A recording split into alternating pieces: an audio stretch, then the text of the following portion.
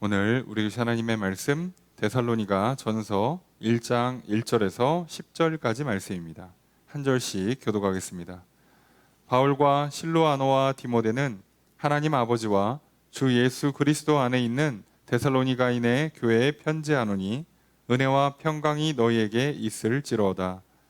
우리가 너희 모두로 말미암아 항상 하나님께 감사 기도할 때 너희를 기억하며 너희의 믿음의 역사와 사랑의 수고와 우리 주 예수 그리스도에 대한 소망의 인내를 우리 하나님 아버지 앞에서 끊임없이 기억함이니 하나님의 사랑하심을 받은 형제들아 너희를 택하심을 아노라. 이는 우리 복음이 너희에게 말로만 이른 것이 아니라 또한 능력과 성령과 큰 확신으로 된 것임이라. 우리가 너희 가운데서 너희를 위하여 어떤 사람이 된 것은 너희가 아는 바와 같으니라. 또 너희는 많은 환난 가운데서 성령의 기쁨으로 말씀을 받아 우리와 주를 본받는 자가 되었으니 그러므로 너희가 마게도냐와 아가야에 있는 모든 믿는 자의 본이 되었느니라. 주의 말씀이 너희에게로부터 마게도냐와 아가야에만 들릴 뿐 아니라 하나님을 향하는 너희 믿음의 소문이 각처에 퍼졌으므로 우리는 아무 말도 할 것이 없노라. 그들이 우리에 대하여 스스로 말하기를 우리가 어떻게 너희 가운데에 들어갔는지와 너희가 어떻게 우상을 버리고 하나님께로 돌아와서 살아계시고 참되신 하나님을 섬기는지와 또 죽은 자들 가운데서 다시 살리신 그의 아들이 하늘로부터 강림하실 것을 너희가 어떻게 기다리는지를 말하니 이는 장래의 노하심에서 우리를 건지시는 예수시니라. 아멘. 할렐루야.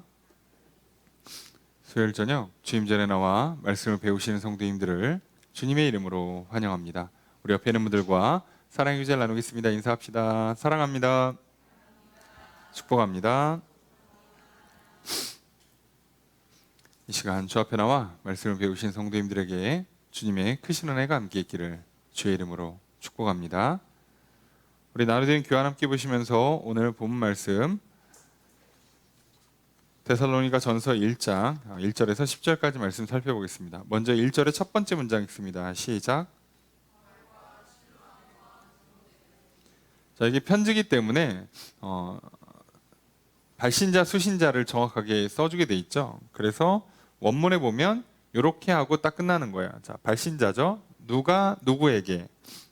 그래서 바울과 실로아노와 디모데가 하고 딱 찍는 거예요. 영어로 치면 이제 프롬이죠. 누구누구로부터 이렇게 하는 거죠. 자 그러면 바울과 실로아노와 디모데라고 되어 있는데요. 실로아노를 우리가 익숙한 이름으로 하면 실라죠. 실라. 바울과 실라. 실로아노입니다. 자, 실로아노가 로 쓰기도 하고 실라라고도 쓰기도 하는데 이게 그럴 수밖에 없는 게 이 당시에 바울은 그 로마 지역, 로마가 통치하고 있는 지역 위주로 선교를 했잖아요. 그러니까 그 헬라어를 주력으로 씁니다. 그런데 기본적으로 지금 복음이 시작된 이스라엘, 예루살렘 히브리어를 쓰죠. 뭐 그게 조금 변형돼서 아람어를 쓰고 있었죠. 그러니까 이게 언어 차이 때문에 발음에서 가끔 차이가 납니다. 표기에서도 차이가 나요. 그래서 성경에서 같은 이름인데 비슷한 것 같은데 이름이 좀 겹치는 경우들이 종종 있습니다. 그럴 때마다 여러분들 조금 뭐 주석이나 사전을 좀 참고하셔서 헷갈리지 않도록 보시는 게 좋습니다. 실로아노라고도 쓰고 실라라고도 쓰는데 바울은 당연히 이 언어를 쓸 때 수신자에게 좀 맞춰주는 경향이 있죠. 자기 편한 대로 쓰는 게 아니고. 그래서 이제 실로아노가 로마식 표기예요. 그러니까 사도행전을 쓴 누가는 유대의 총독으로 있었던 쪽에다가 편지를 보내고 주로 수신자들이 유대인들이다 보니까 신라라고 표기를 했어요. 예, 바울은 주로 편지를 받는 사람들이 헬라어를 쓰는 사람들이다 보니까 주로 이제 로마식 표기인 실로아노라고 쓰죠. 그러니까 신라는 원래 이름은 실로아노라고 보시면 돼요. 우리가 익숙하게 신라라고 하는 거죠. 그래서 성경에 이름이 여러 가지 헷갈립니다. 자, 그리고 이게 라틴어식으로 갈 때까지는 비슷하다가 영어로 가면 또 바뀌어요. 익숙하지 않죠, 우리가. 예. 그리고 이제 그 카톨릭 천주교만 해도 부르는 명칭이 조금 다르죠. 그래서 이게 항상 언어가 갖고 있는 이런 특성들을 좀 기억하셔서, 그래서 우리가 성경을 읽을 때 조금 정확하게 읽으려고 애를 쓰는 이유가 여기에 있어요. 언어의 특성 때문에 발생하는 오해 또는 왜곡을 줄이려고. 그렇다고 우리가 무조건 원어를 보면 정답이냐? 그렇지도 않아요. 원어라고 해도 결국 언어입니다. 그러니까 그 당시 언어가 갖고 있는 한계라는 게 있어요. 특성도 있지만 한계가 있어요. 그리고 우리는 죽었다 깨나도 그 당시 느낌 그대로를 받을 수는 없습니다. 그렇기 때문에 늘 우리는 어느 정도 그 한계를 좀 인지하면서 그래서 최대한 문맥의 흐름을 좀 잘 맞춰서 읽는 게 제일 중요하고요. 앞뒤가 맞아야 돼요. 성경을 읽을 때 아무리 좋은 말이고 아무리 막 나한테 감동이 되는 힘이 되는 말씀이라고 해도요, 그 말씀 하나를 이해했을 때 그게 성경 전체의 맥락과 틀어지는 경우가 종종 생깁니다. 앞뒤가 안 맞을 때가 있어요. 자, 그래서 조심해야 됩니다. 이단들이 발생하는 이유 중에 하나가 여기서 온다고 그랬죠. 이런 좀 표현이 그렇습니다만 언어적인 한계. 그래서 하나님의 은혜를 받고도 진짜 어떻게 보면 무식할 정도로 자기만의 생각에 빠져서 한쪽으로 주장을 몰아가면 하나가 엄청 잘 맞아 들어가요. 완벽해요. 내가 가장 원했던, 가장 궁금해했던, 가장 답답하고 불안했던 거를 확실히 해결해 주는 동시에 나머지 것들이 다 틀어지는 기현상이 생깁니다. 그런 거 항상 조심하라고 그랬죠. 그래서 그냥 우리는 그냥 편하게 보시고, 모르겠으면 요즘은 검색하면 다 나오니까 사전 같은 거 다 구할 수 있으니까요. 편하게 보십시오. 바울과 실라와 디모데가 씁니다. 물론 인사예요. 실제 편지는 바울 혼자 쓴다고 보시면 됩니다. 자, 수신자 얘기를 하겠죠. 1절의 두 번째 문장 읽습니다. 시작.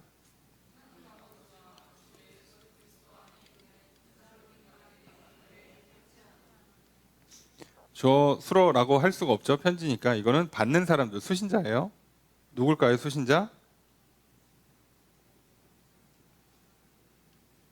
뭐 길게 썼지만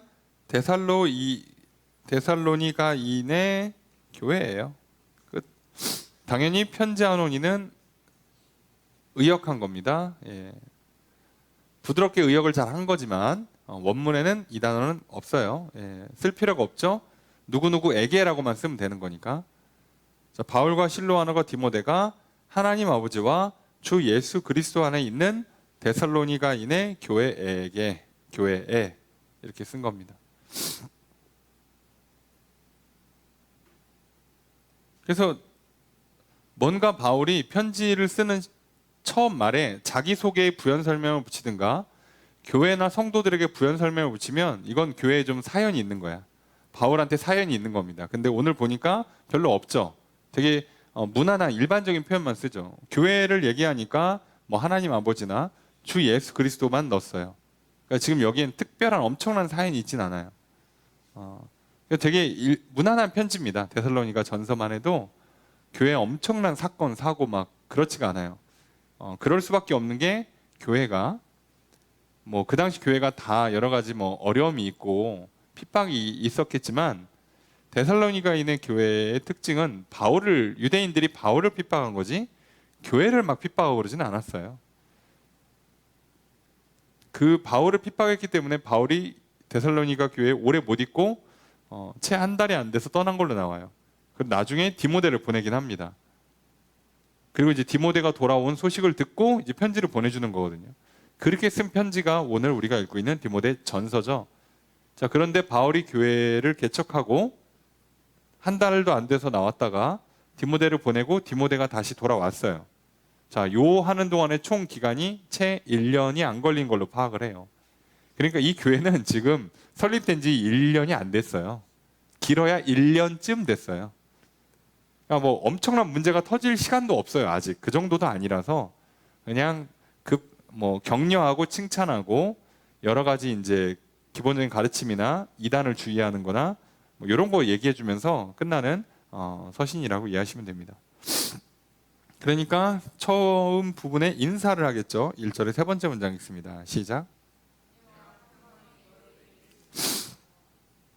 예, 은혜와 평화가 너희에게 하고 이제 딱 그 축복의 문구를 하는 거죠.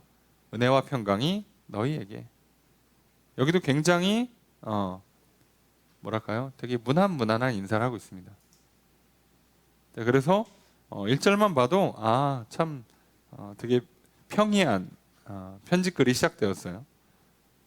자, 그리고 뒤에를 봐도 굉장히 데살로니가 교회는 그래도 참 교회가 괜찮다. 교회가 큰 문제가 없다는 걸 금방 눈치챌 수 있어요.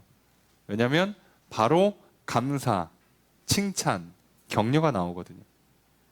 2절을 보도록 하겠습니다. 시작.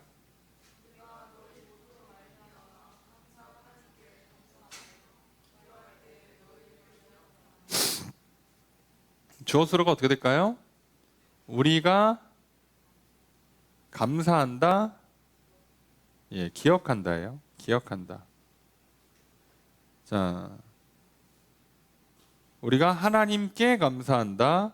그리고 기도할 때는 너희를 기억한다. 직역하면 너희의 기억을 만든다, 행한다. 그러니까 너희를 향한 기억을 내가 끄집어낸다는 거죠. 기도할 때. 자, 그리고 그걸 끄집어내면 감사해요, 하나님께. 왜? 좋은 기억이 있다는 뜻이잖아요, 지금. 지금 좋은 기억이 있어요. 데살로니가 교회에 대한 좋은 기억 또는 좋은 소식이 있는 거죠. 그래서 하나님께 감사 기도를 하는 거죠. 기도할 때마다. 자, 그만큼 지금 그래도 데살로니가 교회는 괜찮아요. 자, 어떤 내용이 있길래 이렇게 감사하는가? 3절 읽겠습니다. 시작.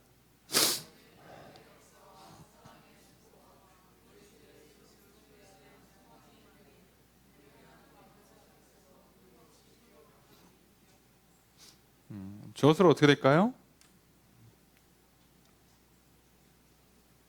그죠? 우리가죠, 우리가. 앞에 우리가 이어집니다. 우리가 기억한다. 뭘 기억했길래 이렇게 기억할 때마다 하나님께 감사하는가? 기억하는 내용을 설명하고 있죠. 자, 크게 세 가지입니다.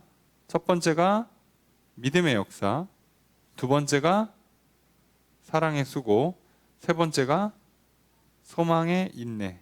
이렇게 세 가지 때문에 세 가지를 기억하고 있어요. 이 기억 때문에 이제 감사라는 거죠. 자, 믿음의 역사라고 되어 있는데 역사라고 하면 우리가 조금 요즘은 잘 안 쓰니까 그냥 일 또는 행위라고 번역하면 돼요. 일로 번역하는 거죠. 너희가 믿음으로 한 일, 믿음으로 한 행위를 기억하고 그 기억 때문에 감사를 한다는 거죠. 첫 번째가. 그러면 믿음으로 행한다가 뭘까요? 믿음으로 행한다. 자, 하나님께 감사할 만큼 너희들이 믿음으로 행했다라고 하는 걸 보면, 자, 믿음의 행함, 믿음으로 뭔가를 행했다는 건데 여기서 제일 중요한 건 믿음으로 행했다에 제일 중요한 거 당연히 이 당시에 이들에게 있을 제일 첫 번째 믿음의 행위의 첫 번째가 뭐겠어요? 회개하고 돌이켜서 다시 의롭다함을 받고 거룩하게 태어나는 거죠. 다시 태어나는 거죠. 그러기 위해서 이들에게 믿음이 요구되는 믿음으로 나아가는 거의 첫 번째가 뭐냐? 우상을 끊어버리는 거죠. 근데 이거를 이 당시에 한다는 게 쉽지 않아요. 그런데 오늘 우리들도 쉽지 않습니다. 돈을 의지하지 않는다. 사람을 의지하지 않는다. 어떤 법칙, 어떤 사상, 어떤 분위기의 흐름 등을 의지하지 않는다. 쉽지 않을 겁니다. 왜요? 그렇게 하면 대번 나만 티 나게 따르게 행동할 거거든. 그러니 사회에서 따돌림 또는 무시 또는 괴롭힘 등을 받을 수 있죠. 그러니까 예나 지금이나 똑같습니다. 당연한 거 아닐까요? 많은 사람들이 착각을 해요. 오늘날 신앙생활은 그래도 핍박이 좀 덜하다. 장단권 때 제가 볼 때는요, 오늘날 핍박이 덜한 사회를 살고 있는 게 아니에요. 핍박의 강도가 덜합니다. 예전에는요, 감옥에 가두거나 죽였던 것 뿐이지 지금은 그렇게 안 하는 거죠. 단지 모르겠어요. 대한민국의 오늘날은 그렇게는 안 해요. 근데 핍박은 똑같다니까요. 사람들이 눈치 주고 사람들이 싫어하고 불편해하고 어색해하고 또는 왕따시키거나 대놓고 괴롭히거나 나한테 불이익을 주거나 하는 일들은 똑같아요. 신앙생활 하는데 하나님 말씀대로 사는데 어떻게 그런 일이 안 올 수 있겠냐고. 예수님도 말씀하셨잖아요. 예, 세상이 너희를 핍박하는 게 너희가 하나님의 자녀인 증거라고까지 말할 정도로. 속지 마십시오. 세상 사람 다 날 좋아한다? 어유, 그럴 리가요. 그리고 그 예쁘고 잘생기고 연기 잘하고 노래 잘 부르는 사람들도 안티가 있어요. 여러분, 어떻게 그리스도인이 싫어하는 사람이 없어? 말이 됩니까? 어떻게 세상에서 미움을 안 받아요? 불가능한 거 요청하지 마세요. 그러니까 이 데살로니가 교회가, 데살로니가 교회의 성도들이 어떤 삶을 살았을까? 우상을 끊어내고, 그래서 말씀대로 살기 위해서 부딪혀야 되는 그 많은 어려운 행동들, 어려운 일들을 실제로 했다는 뜻이에요. 이들은 했습니다.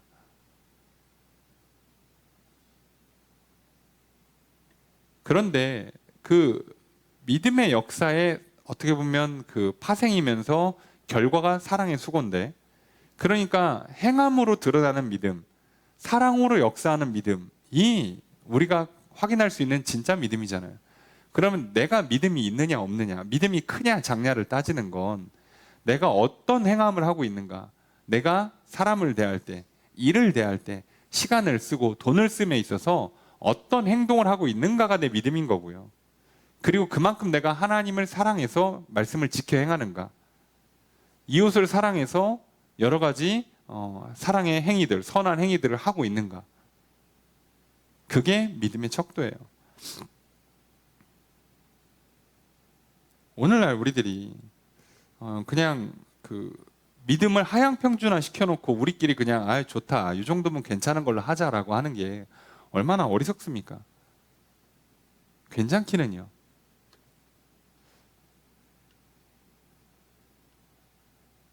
지금 데살로니가 교회는 처음 말씀드린 것처럼 바울이 대략 3주 정도 사역해서 교회가 세워진 걸로 파악을 해요. 그리고 디모데가 나중에 와서 교회를 좀 다스리다가 돌아옵니다. 그런데 채 1년밖에 안 됐어요. 그런데 이 지역, 이 근방 지역에, 마게도냐 지역에 소문이 났다고, 교회가. 그 정도로 제대로 했다고요, 이 교회는. 특이하게도. 그러니까 뭐 지도자가 있네, 뭐 박해가 없네, 이런 건 우리한테 중요한 게 아니에요. 여러분, 핑계하지 마세요. 뭐 가정 환경이 안 좋아, 성장 배경이 안 좋아, 시대가 어떻고 교회가 어떻고 내가 만난 사람들이 어떻고 그렇기 때문에 내가 믿음이 이렇다, 사랑이 이렇다 라고 하는 건 하나님 앞에 통하지 않는 변명이에요.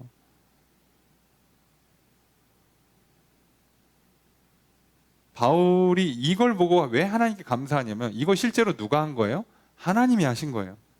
데살로니가 교회는 이걸 뭐 한 거죠? 잘 받은 거예요. 잘 받은 거. 그럼 하나님께서 초기에 이 바울을 통해서 엄청난 선교의 역사를 행하실 때 데살로니가 교회만 이렇게 은혜를 주고 복을 줍니까? 아니겠죠. 여기가 잘 받은 거예요.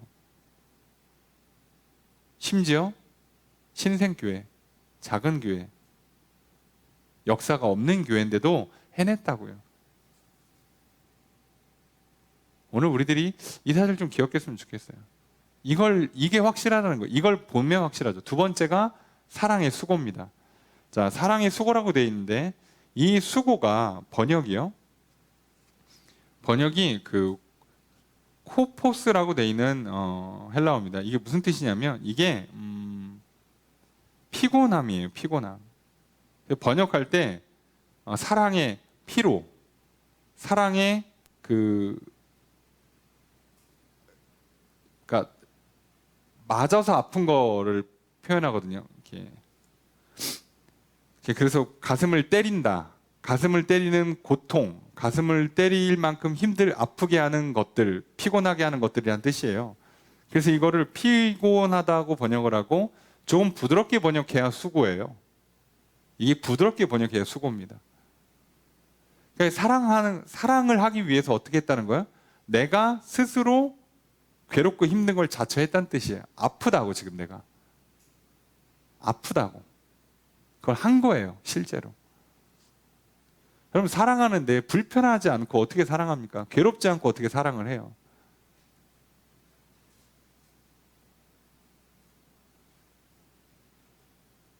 그러니까 이게 부모 입장에서 자녀를 키워보면요. 부모는 자녀를 사랑하기 때문에 그 아침부터 저녁까지 아이가 뭐 학교를 가든 일을 하러 갔다 오든 계속 신경 쓰인단 말이에요. 근데 자녀는 그 사랑의 정도가 크지 않기 때문에 어떻게 해요? 그냥 맛있는 거 주면 사랑합니다. 엄마 아빠 사랑해요. 용돈 주면 사랑해요. 그러고 뭐 안 주면 삐지고 이러죠. 이렇게 한단 말이에요. 그러니까 어떻게 보면 사랑이 적으면 안 피곤해요. 안 힘들다고. 그냥 나 좋을 때만 웃으면 돼요. 근데 사랑이 크면 어떤 일이 생기냐? 피곤해져요. 아프다고, 힘들다고. 너무 당연한 거예요. 그러니까 이게 모든 신앙생활에서 제일 어려운 게 문제가 뭐냐면, 우리가 신앙생활하면서 가장 힘든 게, 믿음이 좋아지면요 절대 몸이 좋아지지가 않습니다. 몸이 편해지는 게 아니에요. 사랑이 커지면 몸이 편해지는 게 아니에요. 여기 뒤에 소망의 인내도 나오죠. 소망이 커지면 몸이 편해지는 게 아니에요. 몸은 무조건 더 불편해집니다. 건강해지고 마음이 평안해지고 밥도 잘 먹고 소화도 잘 되고 잠도 잘 잘 거예요. 그런데 몸은 피곤해진다고요. 더 많이 해야 되니까. 한번 생각해 보세요. 여러분이 교회를 향한 사랑이 크시면요, 오늘 와서 예배 드리기 전까지 남들보다 훨씬 피곤했을 거예요. 왜요? 와서 눈에 보이면 저것도 치우고 이것도 치우고, 누구 안노 안 왔나 신경 쓰고, 안 온 사람 막 전화해주고 이랬을 거니까. 근데 사랑이 적으면 뭐만 하면 돼요? 아, 하나님 사랑합니다. 그리고 예배만 드리러 오면 되잖아요. 이 사람들은 별로 안 피곤해요. 물론 제일 안 피곤한 사람들은 사랑이 아예 없고 그냥 집에서 누워서 쉬시면 되는데 안 피곤하죠. 이거 아예 안 피곤하죠, 이러면. 그러니까 피곤의 정도가 사랑의 정도랑 비례한다니까요.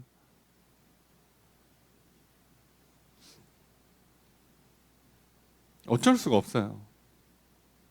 저도 어린 시절에 뭘 모를 때에는요, 그래도 목사가 되면 그래도 몸은 좀 덜 피곤할 줄 알았거든요. 왜냐하면 다 교회에서 성도님들이 봉사하고 섬겨주고 하니까. 예. 뭐 교회가 작아서 그런 건지 저희 교회만 그런 건지 라고 처음에 오해를 했다가, 그게 아니라 어쩔 수 없는 거더라고요. 사랑하는 사람은 다 돌아볼 수밖에 없어요. 다 신경 쓸 수밖에 없어요. 처음엔 그냥 이게 성격이고 기질인가 보다 했는데 아니에요. 사랑이 커지면 어쩔 수 없어요. 왜 그러냐면, 제가 대번 몸의 편리함을 찾으면 아유 귀찮아 안 하려, 사랑이 식고 몸의 편함을 추구하기 시작하잖아요. 그러면요 대번 안 합니다. 뭐 쓰레기 있어도 안 줍고요, 뭐 의자 틀어져 있어도 안 고쳐놓고요. 그런데 정말 하나님을 향한 사랑이 커지고 성도님들을 향한 사랑이 커지면, 특별히 예배를 앞두고 예배를 위해서 준비해야 될 것들을 하려고 애를 써요. 굳이 안 해도 되는 거 한 번 더 해요. 그러니까 사랑은 이런 피곤한 수고를 할 수밖에 없어요. 그런데 소망도 인내를 만들어요. 소망도. 자, 그 어떤 소망이냐? 우리 주 예수 그리스도에 대한 소망이에요. 예수님 재림에 대한 소망이죠. 자, 예수님 재림에 대해서 소망을 갖고 있기 때문에 오늘 어려워도 인내하는 거예요. 참는 거라고. 주님 오시니까. 이게 끝이 아니니까. 여기서 이게 전부니까 내가 오늘 먹을 거 다 먹고 놀 거 다 놀아야겠다. 내 욕심 다 부려야겠다라고 하지 않는 거예요. 내가 세상과 같아지지 않을 수 있는 힘이 여기 생기는 거라고. 주님 다시 오신다 약속하셨고 오실 거니까. 그때 진짜가 영원한 세상이 펼쳐지니까. 이 육신 어차피 아무리 이쁘게 꾸며봐야, 멋지게 꾸며봐야, 좋은 거 먹고 좋은 거 입어봐야 어차피 시간 지나면 늙고 주름지고 제 기능 못하다가 썩어버린단 말이에요. 그런데 신령한 몸으로 갈아입고 우리가 영원히 산다는 소망이 있기 때문에 참는 거예요. 남들이 뭐 이렇게 하면 뭐 얼굴이 예뻐져요, 뭐 이렇게 하면 뭐 저기 몸매가 이뻐져요, 이렇게 하면 뭐 그 옷이 뭐 좋은 옷이 뭐 아무리 얘기해도 흔들리지 않을 수 있는 힘이 생기는 거예요. 참는 거죠. 아니 돈이 없어서 못 사는 건 참는 게 아니죠. 돈이 있어도 안 한다고, 시간이 있어도 안 한다고, 할 수 있는데 안 하는 거예요. 인내할 수 있는 힘이 생겨요. 하는 거죠. 그거를 우리 하나님 아버지 앞에서 우리가 계속 기억한다는 거예요. 바울이 계속 기억하고 있어요. 그걸 계속 기억이 나고 그 소식을 들을 때마다 계속 하나님께 감사하는 거죠. 얼마나 이게 좋습니까? 하나님께서는 은혜를 베풀어 주셨고 데살로니가 교회의 성도들은 그 은혜를 잘 받아서 정말 그러니까 믿음과 사랑과 소망이 쭉쭉쭉 커져서 그 소문이 막 그게 주변으로 선한 영향력들을 끼치고 그거를 보고 들은 바울은 또 기뻐서 감사하고 기도하고 있고. 자, 이런 교회가 바울이 전도한 교회 중에 많지 않아요. 그 정도로 참 어떻게 보면 좋고 귀한 경험이라고 보시면 됩니다. 자, 그러면서 이제 뭐 감사의 내용은 끝난 거고요. 자, 이제부터 뭔가 약간 격려, 칭찬, 격려 같은 걸 하는 거죠. 자, 한번 내용. 자, 뭐 칭찬과 격려의 내용이 4절부터 10절까지입니다. 4절 먼저 읽습니다. 시작.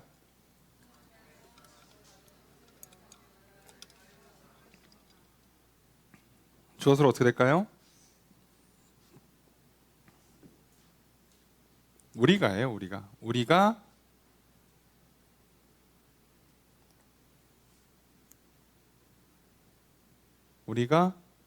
안다.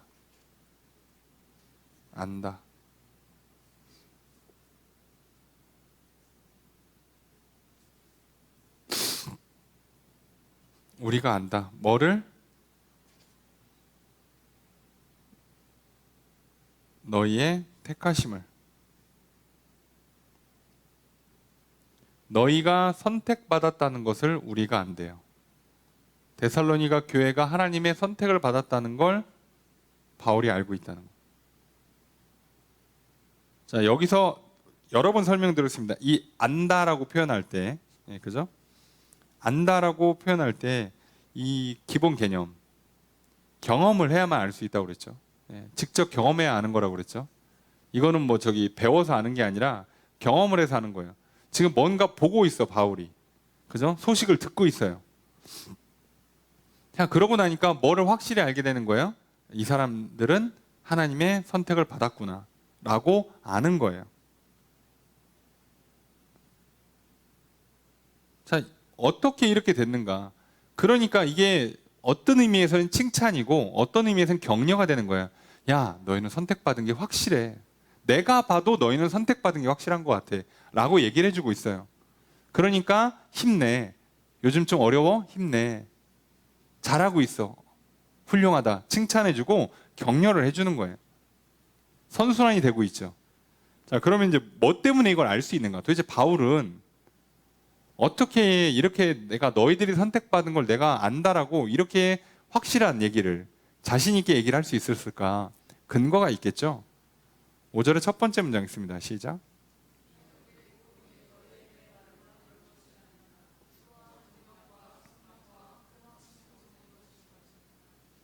주어서로 어떻게 될까요?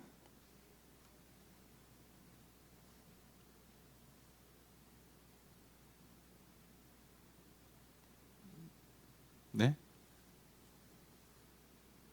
자, 우리의 복음이 주어예요. 우리의 복음이 서술을 어떻다? 예. 되었다, 뭐 이제 만들어졌다, 됐다, 일어났다 이런 뜻을 쓰는 단어예요. 자, 그래서 이게 사실은 서술을 하나만 썼어요. 그래서 요거 잃은 것이 된 이게 같은 단어라고 보시면 됩니다. 단어는 하나예요. 서술은 하나입니다. 된 것이다라고 번역을 하는데 되었다, 만들어졌다, 일어났다, 왔다, 뭐 태어났다 다양하게 번역됩니다. 우리 복음이 이렇게 됐다, 만들어졌다, 예? 라고 하는 거예요. 근데 말로 된 게 아니라 능력과 성령과 확신으로 됐다 라는 얘기예요. 그러니까 말로만 됐으면 어떤 일이 일어났겠어요? 듣고 끝났겠죠. 그러니까 귀로 들었으니까 머리에 지식은 남겠죠. 그리고 끝난 거예요. 자, 이러면 너희들은 하나님의 선택받은 게 확실하다라고 바울이 말을 못 해주죠. 그냥 책 읽고 공부한 거니까. 그런데 뭘로 됐대요? 그 세 가지를 얘기하는데 능력과 성령과 큰 확신,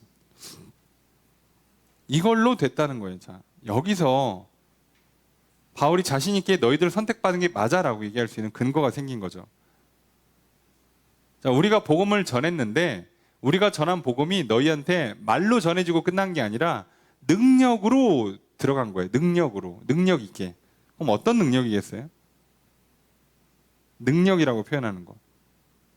자, 사람이 변하는 건 자기의 힘으로 하는 게 아니에요. 하나님께서 밖에서 힘을 넣어 주셔야죠. 근데 그 힘이 있다는 걸 바울이 봤죠, 지금. 바뀌었으니까.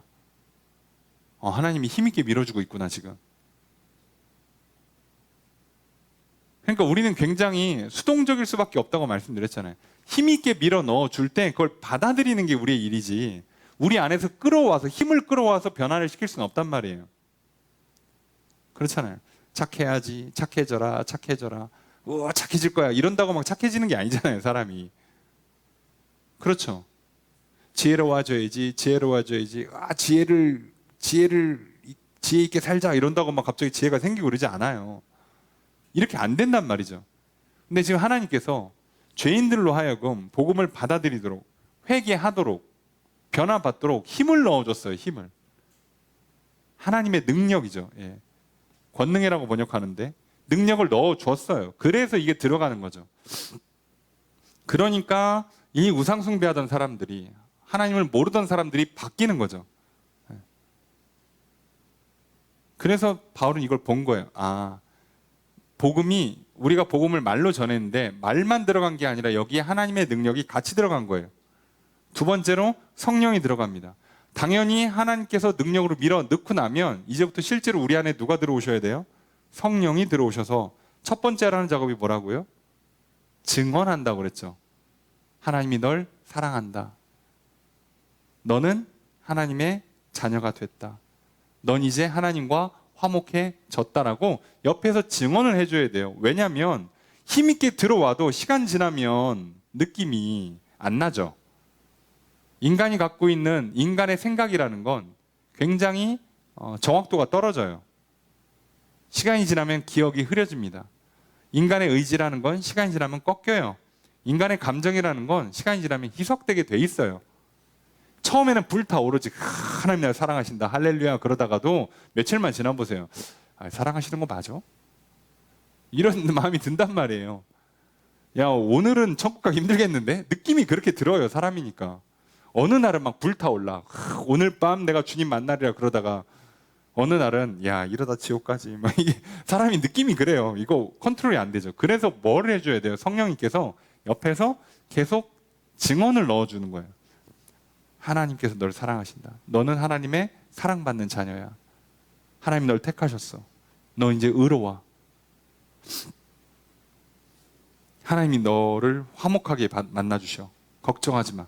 이 얘기를 우리가 계속 반복해서 들어야 어떻게 되는 거예요? 의지가 안 꺾이고 감정이 희석되지가 않고 잘못된 생각들이 틈타서 사단이 거짓을 유혹할 때 방어할 수 있는 힘이 생기죠. 자, 성령이 그렇게 도와주는 거예요. 그리고 실제로 우리가 그래서 하나님 날 사랑하신다고, 오케이, 나도 하나님 사랑합니다. 그래서 오늘 하나님 말씀대로 살아볼 거예요 라고 할 때 옆에서 힘을 넣어준다고, 성령님이 또. 야, 사랑하면 이렇게 하는 게, 이렇게 해야지 라고 가르쳐 준단 말이에요. 이렇게 도와주시는 거예요. 처음에 밀고 들어오는 힘, 그 다음에 우리가 그걸 계속 받아들이고 지킬 수 있도록 성령님이 내주하시면서 이렇게 도와주시는 것. 그 결과 우리가 어떻게 된다고요? 큰 확신. 큰 확신이라는 게 사실 좀 말이 안 맞긴 하는데요. 예. 확실하다는 건 정도를 표현하는 거고, 크다는 양을 표현하는데, 믿음은 양으로 승부할 수 있는 내용이 아니라서 큰 확신이라는 게 조금 뭐 표현상 아주 정확한 표현은 아닌데요. 어쨌든 확신이죠. 예. 확신을 갖게 되는 거예요. 그 믿음을 갖고, 그 믿음이 들어오니까 복음을 전할 때 하나님께서 힘을 넣어주고 성령을 넣어줘서 이 사람들이 확실히 믿게 되니까, 그걸 보니까 바울이, 야, 너희들은 선택받은 게 맞다. 야, 너희들 하나님 자녀 확실하다. 이렇게 얘기를 해주는 거야. 격려하는 거예요. 야, 흔들리지 마, 흔들리지 마. 야, 지금 교회에 지도자 없다고 막 별소리 다 나올 거거든. 옆에서 막 말도 안 되는 막 이상한 이론들, 이단 사상들, 막 별의별 거짓과 유혹이 넘쳐날 텐데 흔들리지 마, 흔들리지 마. 너네 이렇게 능력 있게 성령님과 함께 이렇게 믿음이 들어갔는데 너의 하나님 자녀 선택받은 거 맞아 라고 격려해 주는 거예요. 오늘 우리도 마찬가지입니다. 그러니까 오늘 우리에게 계속 이 은혜가 필요해요. 계속해서 복음을 들려주시고 그 복음이 내 안에 들어올 수 있도록 힘있게 밀어 넣어주시고, 분명히 우리가 처음에는 저항할 거란 말이죠. 내 불신앙이, 내 교만이, 고집이, 내 감정들이 이걸 저항할 거란 말이에요. 그 저항하고 버틸 때 그거보다 더 세게 들어와야 돼요. 하나님 그렇게 힘있게 넣으시는 겁니다. 제가 농담 반 진담 반 말하죠. 이렇게 하나님께서 힘있게 밀어넣는데 안 받으면 하나님께서 세게 밀어넣어주는 방법 중에 하나가 충격요법이라고. 자, 이거 좋은 거 아니니까 받지 말라고 말씀드렸죠. 아니, 세게 힘있게 넣는다는 게 이런 뜻이에요.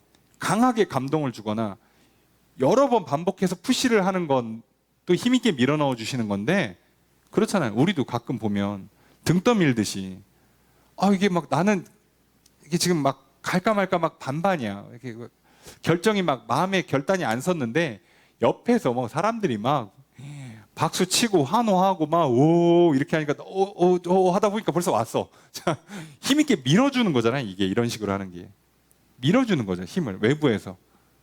자, 근데 반대로 힘있게 밀어주려면 충격요법을 주면 돼요. 겁을 주면 된다고. 혼내키고 때리고 저기서 막 채찍 들고 와. 그러면 맞기 싫으면 뛰어가야죠. 그래서 일종의 충격요법이 와요. 이런 식으로 힘있게 밀어넣어 준단 말이에요. 우리에게도 이 은혜가 필요해요. 하나님이 힘있게 안 넣어주면 들을 방법이 없어요. 어차피 우리는 믿음이 약해지면 약해질수록 자꾸 우리의 고집이 힘이 세지고요. 교만이 힘이 세진단 말이에요. 얘를 가만히 놔두면 어떡하냐고. 더 커지기 전에 빨리빨리 하나님께 구해야죠. 힘을, 나에게 더 큰 은혜를 부어달라고, 또 들려달라고, 성령을 부어달라고 또 기도해야지. 확신을 갖게 해달라고, 믿음이 약해지지 않도록 도와달라고 기도하셔야죠.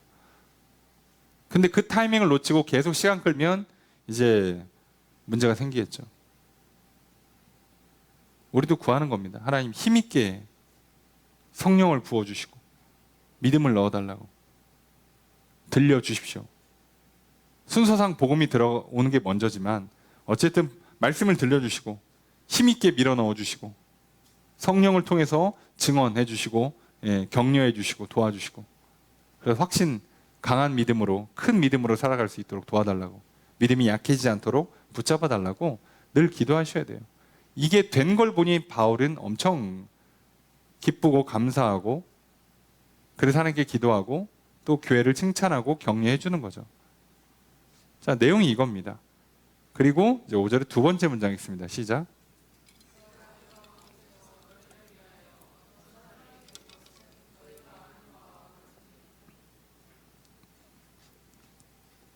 주어서로가 어떻게 될까요? 자, 주어 굉장히 길죠. 요게 다 주어예요. 요것은 이것과 같다. 이렇게 되거든요. 우리가 너희 가운데에서 너희를 위해서 어떤 사람이 된 것은 어떻게 살았는지 너희가 아는 거와 같다.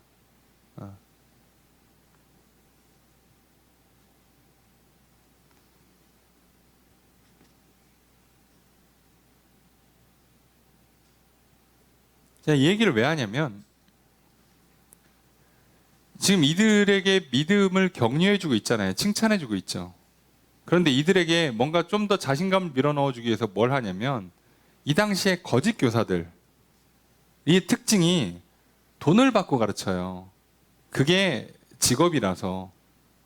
근데 바울은요, 복음을 전할 때 이런 오해를 피하기 위해서 돈을 안 받았어요. 그러니까 이걸 오늘날 교회에 적용시키면 안 돼요. 이해되세요?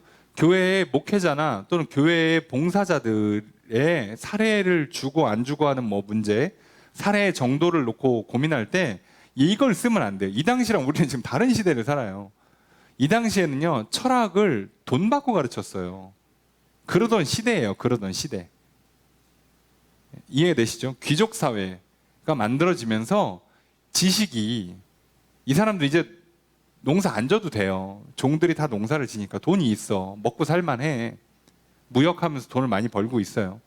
전쟁 이겨서 약탈해 오고 있어요. 전리품을 취하고 있어요. 이제 이들에게는요, 맛있는 거 먹는 거랑 높은 철학을 자랑하는 게 삶의 의미예요. 그렇게 이미 시대가 변했어요. 그런 시대에 이 어떤 새로운 철학, 사상을 전파하고 주장하는 건 일종의 직업이에요. 오늘날로 치면 진짜 무슨 교사나 교수님처럼 굉장한 직업군들이에요. 돌아다니면서 이거 가르치고 돈 받고 가르치고 돈 받고 이래요. 책을 써봐야 어차피 책을 널리 전파할 수가 없기 때문에 그런 시대예요. 근데 바울은 이게 사상 중에 하나이라고 받아들이면 안 되니까 오해할까봐 돈을 안 받은 거예요. 돈을. 이건 진리의 말씀이다 라고 증명해주기 위해서라도 안 받았어요. 그러니까 이게 각 시대마다 모양이 조금씩 다르겠죠. 교회들마다 각 상황마다 우리도 우리의 상황이 있잖아요. 오늘 우리의 상황에 마찬가지예요. 우리는 우리의 상황대로 하나님을 제대로 예배하기 위해서 모양을 취하는 게 있어요. 이게 오늘 우리한테는 맞아요. 10년 뒤에는 모양을 바꿔야 될 수도 있다니까요. 이해가 되시죠? 지금은 우리가 건물이 우리 게 아니니까 건물을 뭐 안 꾸미고 돈 안 들이지만 만약에 우리 자체 건물이 만들어지면 조금 열심히 유지보수 해야죠. 그렇잖아요. 남의 건물이니까 함부로 못질 안 하는 거지. 우리 건물인데 필요에 따라서 뭐 이렇게 인테리어 할 수 있는 거죠. 그러니까 다르다고. 그래서 우리가 이걸 잘 맞춰야 돼요. 그래서 지금 바울은 이들에게 그런 거에 흔들리지 말라고 자기들 얘기를 하면서 격려해 주는 겁니다. 우리 너희들한테 말도 안 되는 이상한 철학 전하고 그런 거 아니야. 복음을 전한 거야. 구원의 메시지를 전한 거니까 그러려고 우리가 돈도 안 받았잖아. 너희도 알지. 너희가 변화 받아 보니까 뭔지 알겠지. 그러니까 힘내. 너네 자신을 가져. 이렇게 얘기하는 거예요. 6절 말씀 읽습니다. 시작.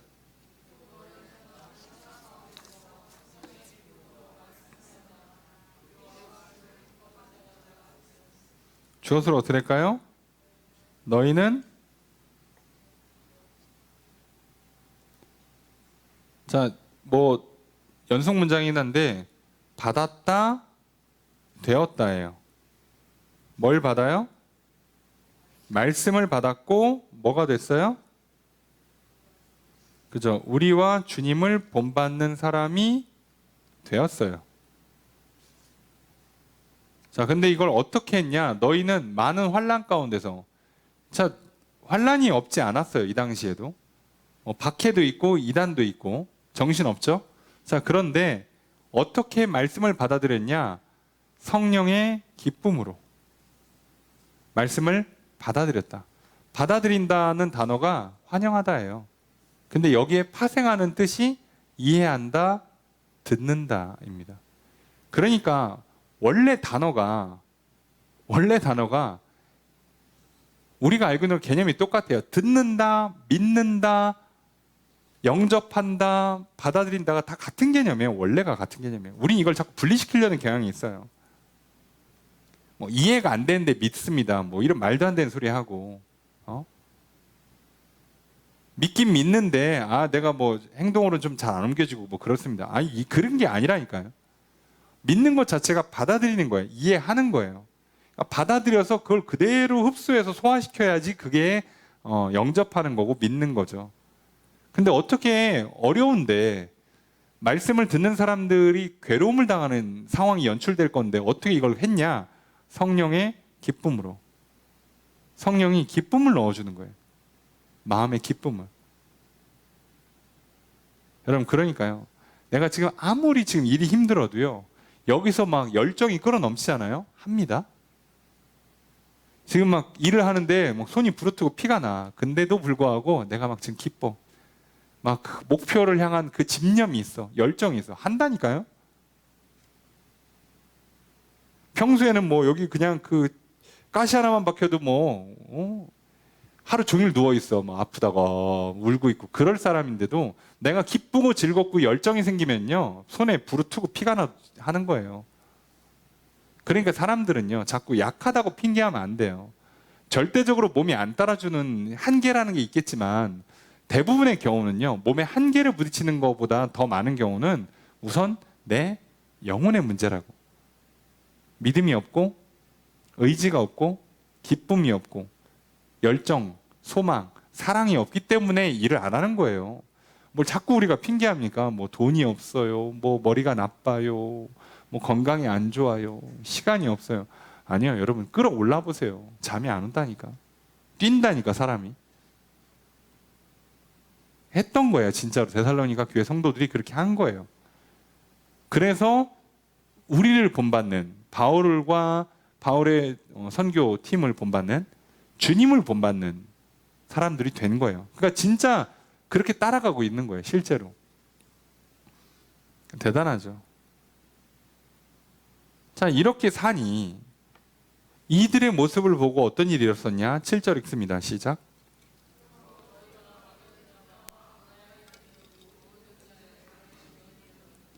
주어를 어떻게 될까요? 너희가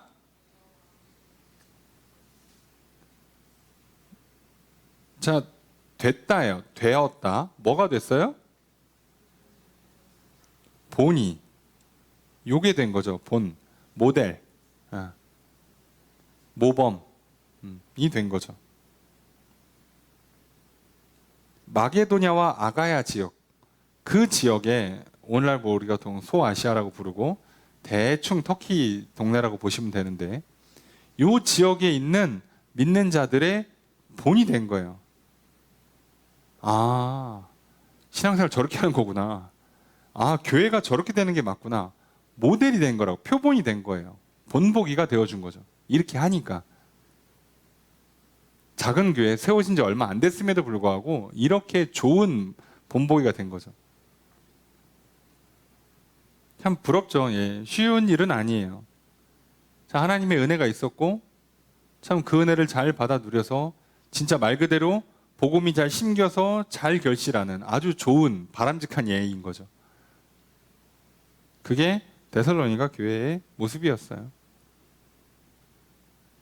자, 그러니까 오늘 우리가 이렇게 되는 원리를 금방 알 수 있잖아요. 하나님의 은혜, 그 다음에 우리가 그걸 얼만큼 잘 받느냐, 영접하느냐, 그래서 성령을 힘입느냐, 기쁨이 있느냐, 소망이 있느냐, 사랑이 샘솟느냐에서 승부가 나는 거예요. 자꾸 다른 이유를 대면 안 돼요. 특히나 오늘날처럼 사람들이요 똑똑해가지고 너무 배우신 게 많아. 아는 게 너무 많아. 갖다 붙이는 게 너무 많아요. 그래서 뭐 별의별 이유를 다 갖다 붙여요. 뭐 그러니까 유전자부터 시작해가지고 뭐 어릴 때 뭐 성장 과정이 어떻고 성격이 어떻고 성향이 어떻고 뭐 시대 상황이 어떻고 뭐 경제 상황이 어떻고 정치적인 상황이 어떻고 어떻게 이걸 다 고려하냐고. 이 당시엔 그런 거 없었겠습니까? 사람 사는 시대가 뭐 그렇게 달라요. 똑같다니까요. 근데 이들은 어떻게 그 어려움을 뚫어낼 수 있었는가? 어떻게 저렇게 잘 자랄 수 있는가? 믿음을 잘 지킬 수 있는가? 간단해요. 잘 받으면 된다고. 잘 들으면 된다고요. 힘있게 밀어 넣을 때 그냥 받아들이면 된다고요. 아니, 그렇잖아요. 이거 어쩔 수 없어요. 그게 제일 좋은 거예요. 그래서 우리가 정말 하나님의 이 힘있게 밀어 넣으신 역사에 우리가 잘 순응하고 성령의 도우심을 잘 받아 누리면 확신 가지고 믿음 가지고 사랑 가지고 살아가는 거죠. 그러면요, 삶이 왜 어려움이 없겠어요? 이 사람들도 지금 박해받고 있다니까. 오늘 2023년 살아가는 대한민국의 사람들, 꼭 그리스도인이 아니어도 왜 어렵지 않겠어요? 지금 전 세계가 자본주의인데 돈복사의 시대에 살고 있는데 그 돈복사를 코로나 때 너무 많이 해가지고 지금 멈췄잖아요. 돈을 다시 걷어들이고 있단 말이에요. 자본주의는요, 돈이 시장에 많이 풀리는 게 경제가 성장하는 거예요. 따지고 보면 원리상 그래요. 근데 이걸 그냥 줄여 당겼으니 은행들이 다 회수를 하니까 잘못하면 인플레이션이 너무 심해지거나 돈이 다른 데로 흘러가죠. 근데 이거를 통제해야 되는, 이걸 제 1등을 유지해야 되는 미국 입장에서는 무한대로 풀었다가 이 돈이 자기들의 경쟁자들한테 다 흘러가면 패권을 뺏기잖아요. 겸사겸사 이렇게 흡수를 해야 돼요. 그럼 이 흡수되면 우리는요, 돈을 똑같이 벌거든. 물건값도 똑같거든요. 근데 옛날 같지 않습니다. 왜요? 돈 자체가 주니까. 자본주의는 애시당초 신용경제예요. 없는데 있는 걸로 알고 사는 거예요. 원래가 가짜라고. 그냥 원금의 10배는 그냥 기계적으로 튕길 수 있다고 돼 있잖아요. 이거 얼마나 무서운지 아시죠? 여러분, 뭐 사람들이 하도 헷갈리니까 최근에는 EBS에서도 이거 찍어서 알려줬어요. 자본주의에 대한 이해 이런 거. 돈 복사를 사람들이요, 무슨 뭐 코인 생각하시면 안 되고요. 돈 복사 원리 굉장히 간단하죠. 원래 은행에서 금이나 은으로 들고 다니는 거 불편하니까 종이로 써줬어요. 이거 우리 은행 체인점이야. 딴 동네 가서 바꿔도 다 해줘. 근데 이 사람들이 생각을 해보니까 보관한 만큼만 써줄 필요가 없잖아요. 차용증을. 왜? 다 안 찾아가거든. 안전하게 10배까지만 합시다 했어요. 자, 좋죠. 여기까지만 해도 별 문제가 없어. 왜? 사람들이 한 번에 은행으로 들어오는 일이 없으니까. 자, 그런데 무슨 문제가 생겨요? 1차, 2차 세계대전 끝나고, 자, 미국이 자유시장 경제, 자본주의를 경제 체계로 받아들이고, 은행들이 막 설립된 다음에, 이제 이 일을 어떻게 하냐? 은행끼리 해요. 은행이 이쪽 은행에다 돈을 빌려주면, 얘네가 또 그 돈 받아서 10배 튕겨서 저쪽 은행. 자, 그럼 돈이 무한 증식하는 기적이 일어납니다. 그래서 금은 1kg 있는데, 그러니까 그냥 금 1kg가 1,000만 원이라고 칩시다. 그러면 1,000만 원짜리 금을 은행이 갖고 1억을 빌려줄 수 있어요. 여기저기다가. 근데 그 중에 또 1,000만 원을 빌린 다른 은행이 또 1억을 빌려주고요. 그 은행에서 또 1,000만 원 빌린 은행이 또 1억을 빌려줘요. 무한 증식이 가능해져요. 그래서 자본주의는 은행이 망하면 끝나는 거예요. 사실 따지고 보면. 그래서 그 은행에 대한 신용을 누가 보장해 줍니까? 국가가 보장해 주죠. 그러니까 자본주의의 폐해 중에 하나가 뭐겠어요? 국가가 은행과 대기업 편을 들어주는 거예요. 국가가 살아야 되니까. 잔인한 시대가 됐죠. 우리 이런 시대를 살아요. 그러니 이런 시대에 오늘 우리가 살고 있으면 왜 안 힘들겠어요? 말씀대로 살아봐. 정직하게 일하고 정직하게 벌고 얼마나 힘들겠어요. 쉽지 않습니다. 세금 다 내고 사는 거 어려워요. 이게 어떻게 쉽냐고. 남들은 돈 복사가 가능하니까 이렇게든 저렇게든 돈만 불리면 된다는 거 아니까 어떻게든 돈 불릴 생각하고 사는데 땀 흘려 일한다? 고생길을 가는 거예요. 오늘날. 정직하게 일한다? 쉽지 않아요. 근데 남들 그렇게 일해서 돈 튕겨서, 그죠? 뭐 오늘날 한국에선 가장 무난하게 하는 게 부동산 투기잖아요. 예? 아파트 사서 10년 뒤에 2배 된다. 아싸. 그러니까 젊은 사람들은 계산이 빨라가지고, 예? 은행들이 이거 분양가 5억인데요. 이거 분양하자마자 7억 될 거 아니까 우리가 6억 빌려줄게. 그러면 우리는 7억에 팔릴 거니까. 7억에 팔릴 거니까. 은행에서 6억 빌리고 5억 아파트값 내고 남는 1억은 써야지. 기적의 계산법이 나오죠. 가만히 앉아서 1억이 생겼어요. 아파트 팔려면 1억이 또 생겨요. 그래서 2억을 썼네. 근데 항상 문제는 뭐라고요? 아파트가 안 팔리거나 아파트 값이 안 오르면. 네. 그래서 지금 정신들을 놓고 있는 거죠. 근데 여러분 생각해 보세요. 열심히 벌어서 적금 부어 보세요. 집을, 아파트를 평생에 한 채를 살 수 있을까? 여러분 계산이 안 나오시는 거 아시겠죠? 못 산다는 계산. 그래서 내가 정직하게 일하면 못 사는 게 정상이에요. 그러니까 이 세상에서 괴로움 당해야죠. 하나님께서 특별한 기회를 열어주시면, 하나님께서 방법을 주셔서, 복을 주셔서 진짜 어떤 이유든 간에 내가 투기하지 않고도 정직하게 일했음에도 불구하고 좋은 기회, 하나님 지혜로운 선택, 위기를 극복하면서 남들보다 몇 배 앞서 나가게 만들어 주셔서 복을 주시면 집 사면 돼요. 뭐가 문제야? 그러니까 어렵다니까요. 항상 어려운 거예요. 왜 쉽다고 생각하는지 모르겠어요. 어느 순간 교회도 이걸 똑같이 하더라고. 그 빚을 내서 건물을 짓고 그 건물을 다시 팔아서 나오면 돈이 남아. 기적이 연출돼요. 투기를 하는 거죠. 교회도 건물을 갖고. 아니 성전은 그렇게 쓰면 안 되죠. 복잡해요. 혼란합니다. 예, 생각해보면. 우린 그런 시대를 살고 있어요. 누군 하자 그러고 하지 말자 그러고. 어떡합니까? 근데 하나님 말씀대로 살면요. 이 고난을 뚫을 힘이 있고 지혜가 생긴다고. 좋다고 그냥 그게. 야 뭐가 좋냐? 남들 야 10년이면 아파트 한 대씩 만드는데 야 너는 하는 거 보니까 30년 걸리겠어. 그게 뭐가 좋아? 좋다고요. 하나님과 함께 하는 게. 성령님이 기쁨을 넣어준다고. 평안을 준다고. 행복하다고. 하나님이 주시는 생명의 복이 있기 때문에 문제가 안 생긴다고. 그게 은혜예요. 자, 이걸 하고 있다고. 참 놀랍지 않습니까? 자, 그런데 이게 어느 정도냐? 얼마나 잘했으면 이 사람들이 뭐 주변에 있는 교회들의 모델, 모범이 되는 것뿐만 아니라 8절의 첫 번째 문장 있습니다. 시작.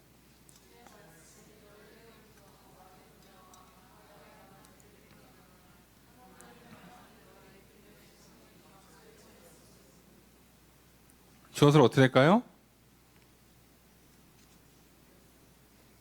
주의 말씀이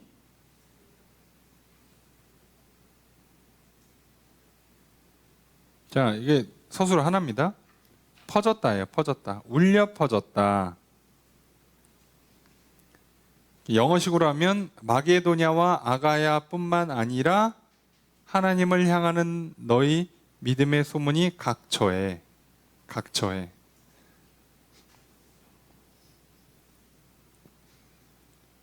그러니까 하나님을 향한 너희의 믿음이 퍼져 있는 모든 장소에 다 퍼진 거예요. 다. 요 동네를 넘어갔다는 얘기예요. 이 지역, 마게도냐, 아가야, 우리를 치면 도라고 보시면 되거든요. 그러니까 충남, 충북을 넘어갔다는 얘기예요. 그래서 어지간한 그 서울에 있고 부산에 있는 모든 교회가 다 알아 지금. 이 데살로니가 교회 이야기를. 그 정도로 퍼져나갔다는 얘기예요. 그래서 지역하면 주의 말씀이 너희에게로부터 울려 퍼졌다예요. 주의 말씀이 너희로부터 울려 퍼졌다. 지금 하나님 말씀에 관한 소식들, 이 믿음의 어떤 좋은 이야기들이 지금 퍼져나가고 있어요. 멀리. 자, 그래서 8절의 두 번째 문장 있습니다. 시작. 주어서 어떻게 될까요? 우리는 없다. 말할 것이 없다. 이렇게 뭐 한국식으로 직역이 되고요. 직역하면 우리는 아무 말도 할 필요를 갖고 있지 않다. 부드럽게 의역하면 우리는 말할 필요가 없다예요. 자, 우리는 말할 필요가 없다. 우와. 자, 이게 무슨 얘기냐면 바울이 데살로니가 교회 얘기를 하고 싶잖아요. 그거 얼마나 훌륭해. 자랑하고 싶지. 근데 자랑할 필요가 없어. 왜? 다 알아 이미. 내가 자랑하려고 갔는데 이미 알아 저 사람들이. 내가 서울 가서 데살로니가 교회 자랑하려고 했더니 서울 사람들이 이미 들었어. 부산 가서 자랑하려고 갔더니 부산 사람들이 이미 데살로니가 이야기를 들었대요. 이거 누가 들려준 거야? 봤더니 어떤 사람들이 다 소문내고 다니고 있어요. 그 정도로 소문에 소문이 쭉 퍼지는 거예요. 그냥 소문을 내고 다녀 어떤 사람들이. 그 정도로 퍼지는 겁니다. 자, 그러면 그 사람들이 뭐라고 얘기하는가? 자, 9절의 첫 번째 문장 있습니다. 시작. 주어서로 어떻게 될까요? 그들이 말한다. 자, 중요한 거 그들은 누구라고요? 누군지 몰라요. 소문 내고 다니는 사람들이에요. 지금 이 데살로니가 교회에 소문을 퍼뜨리고 다니는 사람들, 누군지 모르지만 예.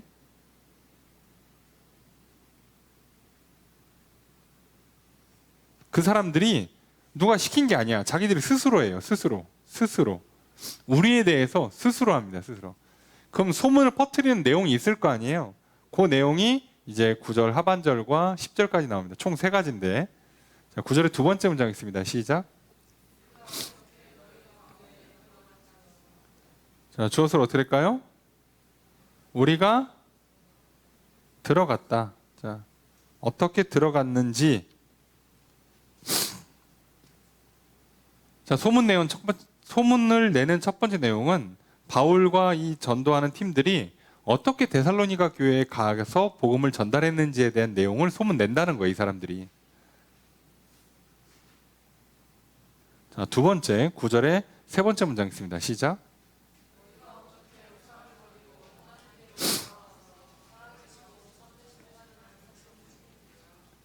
주어서 어떻게 될까요? 너희가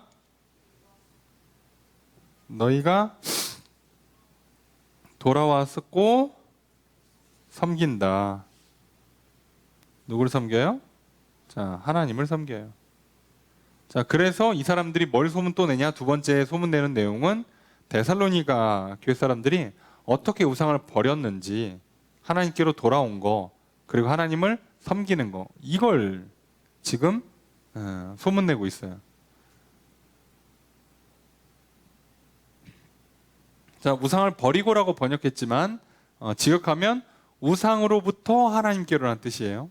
자, 부드럽게 의역해서 버리고를 넣은 거고, 우상으로부터 하나님께로 돌아와서 살아계신 참되신 하나님을 섬긴다. 여기 참되다도 진짜 의미를 좀 살리면 실제란 뜻을 갖고 있는 거예요. 살아있고 실제하는. 그래서 뭐 진실하다라고도 번역을 하는데, 실제로 할 때도 하고 진짜 있다는 의미에서 실제라고도 하고, 이런 의미의 하나님이에요. 그러니까 어떻게 우상을 버려서 하나님을 믿고 섬기고 있는지 그 내용도 알아서 전하고 있어요. 이 정도면 거의 간증인데 알아서 해줘요. 예, 얼마나 대단합니까? 그러니까 바울이 전도하면서 세운 교회 중에 데살로니가 교회 같은 데가 많지 않아요. 거의 유일하다고 보실 정도로 이런 교회가 특이한 겁니다. 예, 저희도 이랬으면 좋겠지만 이거 원래 특이한 겁니다. 쉽지 않아요. 굉장히 특이한 케이스죠. 아니 무슨 전도를 누군지도 모르는 사람들이 알아서 해. 이런 게 어디 있어. 소문을 내고 다녀. 그렇잖아요. 이보게 데살로니가 교회 얘기 들어봤어? 아니 못 들어봤는데. 야 거기 진짜야 진짜. 너도 나중에 교회 갈 때 있으면 그 교회 가. 아니 이러고 다닌다는 얘기예요. 이게 말이 됩니까 현실적으로? 그런데 진짜로 됐어요. 그러니까 바울이 자랑하고 싶은데 이미 다 알아. 그 정도가 된 거예요. 그 정도가. 대단하죠. 얼마나 기분이 좋겠어요. 바울 입장에서도 그 교회 오래 있지도 못하고 박해받아서 유대인들이 막 괴롭혀갖고 쫓겨나고. 그러니까 그 얼마 안 된 교회 자칫하면 무너질 수 있는데, 근데 그 소식을 들으니까 얼마나 기쁘겠냐고요. 그 얘기죠. 그 얼마나 감사한지. 그러면서 그러니까 칭찬해주고 격려하는 거예요. 참 칭찬받는 신앙이라는 게 쉽지 않아요. 어떻게 보면 어느 정도 믿음 지키고 예배 잘 드리는 거 당연한 거잖아. 이게 칭찬받을 정도로 잘한다는 거 쉽지 않거든요. 아니 학생이 아침에 학교로 온 걸 막 칭찬받는 건 쉽진 않아요. 마치 당연히 오는 거죠. 우리가 뭐 개근해야 칭찬하고 지각 한 번도 안 해야 칭찬하는 것처럼 약간 그런 거죠. 칭찬은 조금 더 어떤 의미에서는 어려워요. 근데 진짜 대단한 거죠. 세 번째 내용이 써 있습니다. 10절 읽습니다. 시작.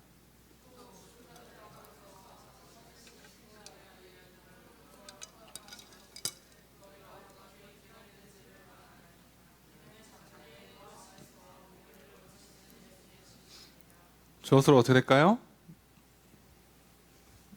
너희가요. 세 번째 내용은 너희가 기다린다예요.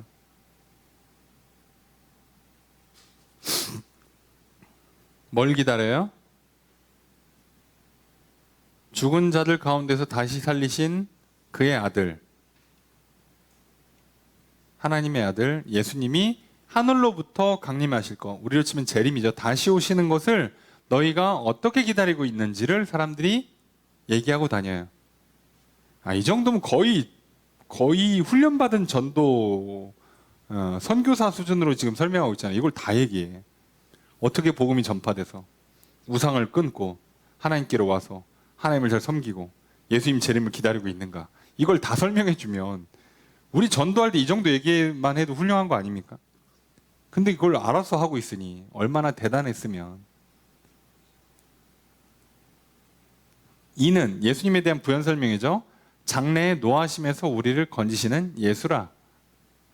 하나님의 진노에서 우리를 건지세요. 그 진노에서 건짐 못 받으면 영벌로 떨어지는 거예요.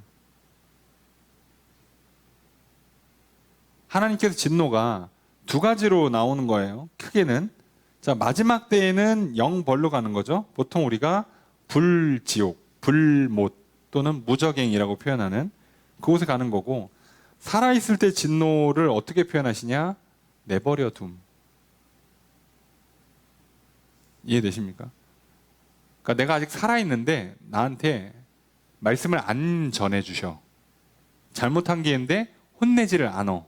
자, 버린 겁니다. 내버려 두는 겁니다. 자, 지금 하나님 열받으셨다는 뜻이에요.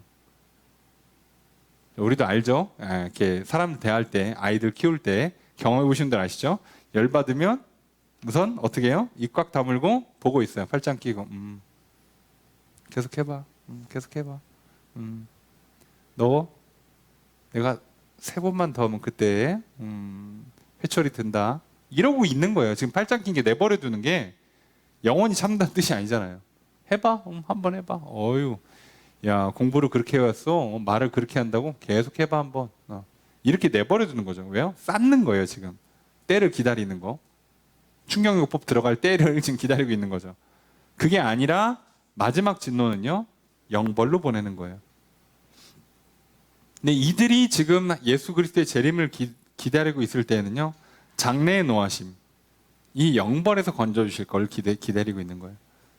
왜? 어차피 이 사람들은 현재의 진노랑 상관이 없잖아요. 미래의 진노에서 건진받는 거죠. 현재는 진노를 받고 있지 않죠. 현재는 사랑받고 있죠. 자, 그겁니다. 이게 오늘 내용 끝이에요. 자, 얼마나 보기 드뭅니까? 교회가 좋은 소식 듣고 칭찬과 격려가 넘치는 이 편지글 얼마 만에 보는지 모르겠어요. 그죠? 드물어요. 성경 전체 바울의 서신에서도 칭찬과 격려가 드물어요. 그만큼 어려운 거예요. 근데 했습니다. 데살로니가 교회는 좀 상황이 좋았으니까 그랬냐? 훌륭한 지도자가 오랫동안 잘 양육을 했으니까 그러냐? 아니요. 지도자가 거의 공백으로 있었고요. 박해는 어느 교회나 똑같이 있었습니다. 그런데 여기는 됐어요. 왜? 하나님께서 힘있게 성령을 부어주시고 믿음을 넣어주실 때 이들이 제대로 받았거든. 그러니 오늘 우리도 똑같습니다. 이 시대가 아무리 악한 시대요, 말 그대로 말세요. 여러 가지 상황이 좋지 않다 할지라도요. 하나님께서 우리를 버리지 않는 한, 나를 향해 진노하지 않는 한, 하나님께서 나에게 또 오늘 말씀을 들려주고 계시고요.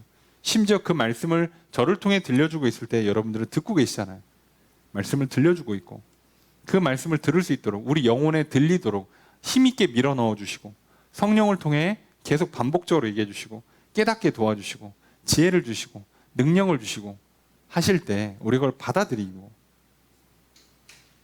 기만 한다면 우리도 똑같이 이렇게 될 수 있어요. 그죠? 믿음의 역사, 사랑의 수고, 소망의 인내, 우리 삶에 일어나겠죠.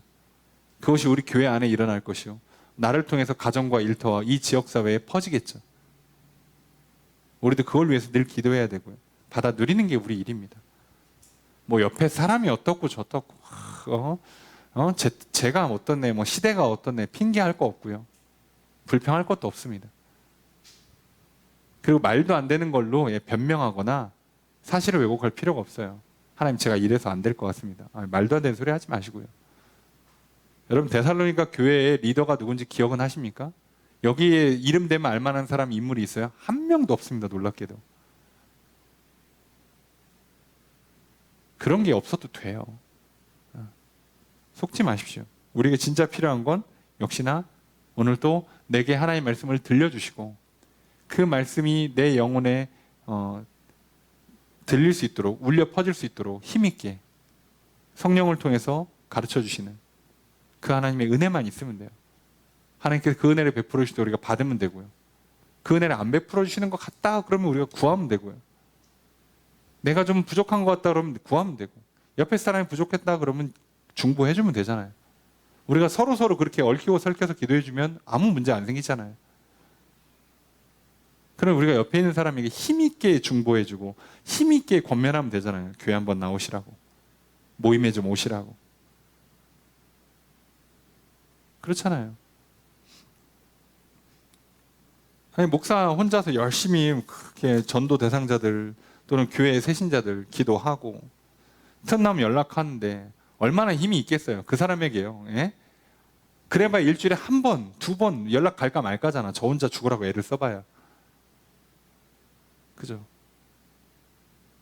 근데 우리가 조금만 힘을 모으면 이 사람 상대방 입장에서는요. 하루에 한 번씩 연락이 오는 셈이 된단 말이에요. 굉장히 강한 푸시를 받죠. 오 하다 보면 와 있죠. 우리가 믿음이 약할 때 하나님께서 또 말씀을 생각나게 해주시고 또 말씀을 생각나게 해주시고 사람을 보내주시고 하면 오 하는 순간에 회복해 있죠. 오늘 우리에게 그 은혜가 필요하죠. 우리도 받아 누리시기를 주의 이름으로 축복합니다.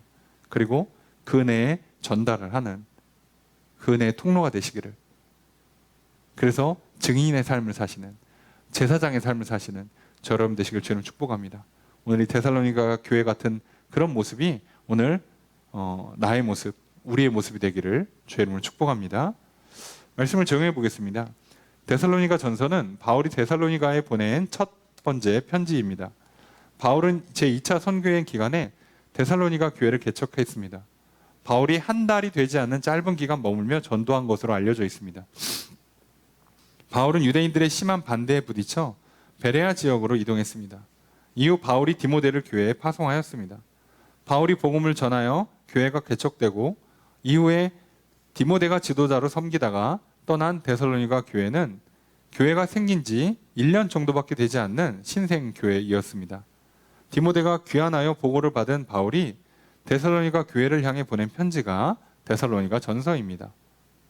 데살로니가 교회는 신생교회이고 지도자의 부재가 있었고 박해가 있는 상황에도 불구하고 복음이 잘 뿌리내려 결실하였습니다. 이들에게 우상을 버리고 핍박 중에도 흔들리지 않는 믿음의 역사가 있었습니다. 이들에게 자신의 피곤함을 무릅쓰고 이웃을 섬기는 사랑의 수고가 있었습니다. 이들에게 다시 오실 예수 그리스도를 바라보며 어려움을 이겨내는 소망의 인내가 있었습니다. 그래서 바울은 기도할 때마다 교회를 향해 은혜를 베풀어 주신 하나님께 감사하였습니다. 우리도 복음을 들려주시고 결실하게 하시는 은혜가 있기를 기도합시다. 우리도 믿음의 역사와 사랑의 수고와 소망의 인내가 있기를 소망합시다. 두 번째로 바울은 데살로니가 성도들이 하나님의 사랑을 받고 택함을 받았음을 안다고 말합니다. 데살로니가 성도들의 신앙이 삶으로 나타나고 소문이 널리 퍼졌기 때문입니다. 이렇게 될 수 있었던 것은 복음이 말로만 전달되지 않았기 때문입니다. 복음이 전달될 때에 복음을 받아들이고 회개하고 구원에 이르게 하는 하나님의 능력이 나타났습니다. 복음이 전달될 때 성령께서 듣는 자들이 믿음을 갖고 변화될 수 있도록 역사해 주셨습니다. 그래서 복음이 전달될 때 듣는 자들에게 큰 확신이 임했습니다. 이런 하나님의 택함과 사랑으로 말미암아 이들은 환난 가운데에서 흔들리지 않았습니다. 그래서 이들은 믿는 자들의 본이 되었습니다. 우리도 믿는 자들의 본이 되기를 소망합니다. 말씀을 들을 때마다 능력과 성령과 확신을 주시는 하나님의 사랑을 간구합시다. 세 번째로 바울은 데살로니가 성도들의 믿음의 소문을 사람들을 통해 들었습니다. 바울은 디모데가 돌아와 보고를 받고 데살로니가 교인들을 자랑하고 싶었지만 이미 소문이 퍼져서 말할 필요가 없었습니다. 사람들은 복음이 어떻게 들어왔고 우상을 버리고 회개하여 하나님을 섬기고 예수의 재림을 기다리는지를 소문내었습니다. 데살로니가 교회는 사람들이 알아서 소문내는 교회였습니다. 성도들의 믿음을 사람들이 알아서 소문냈습니다. 우리도 데살로니가와 같은 교회와 성도가 되기를 소망합시다. 소문이 날 정도로 충만한 믿음과 사랑으로 살아가기를 소망합시다. 그런 교회, 그런 성도님들 되시기를 다시 한번 주의 이름으로 축복합니다.